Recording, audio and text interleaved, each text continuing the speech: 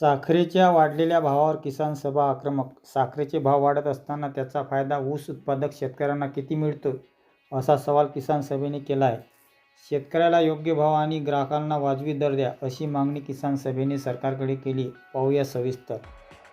खूप कमी कालावधीमध्ये साखरेचे भाव इतक्या मोठ्या प्रमाणात वाढणं हे प्रथमदर्शनी तरी अनैसर्गिक वाटते आहे.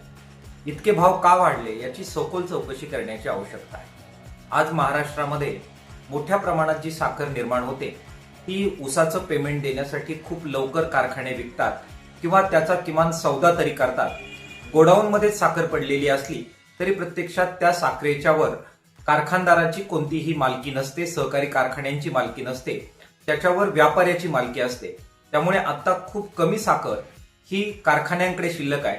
त्यामुळे ह्या भावातील तेजीचा मुख्य फायदा हा व्यापाऱ्यांनाच अधिक होण्याची शक्यता आहे. ग्राहकांना मात्र याचा मोठा भुर्दंड पडणार आहे. त्यामुळे केंद्र सरकार आणि राज्य सरकारने याबाबत सखोल चौकशी केली पाहिजे, हस्तक्षेप केला पाहिजे आणि इतके भाव का वाढले याच्याबद्दलचं स्पष्टीकरण दिलं पाहिजे. दुसऱ्या बाजूला हे जे भाव वाढतायत याचा अधिक लाभ या सहकारी कारखान्यांना आणि शेतकऱ्यांना कसा होईल यासाठी सुद्धा काय हस्तक्षेप करता येईल, तो हस्तक्षेप साखर आयुक्त, राज्य सरकार आणि केंद्र सरकारने केलं पाहिजे.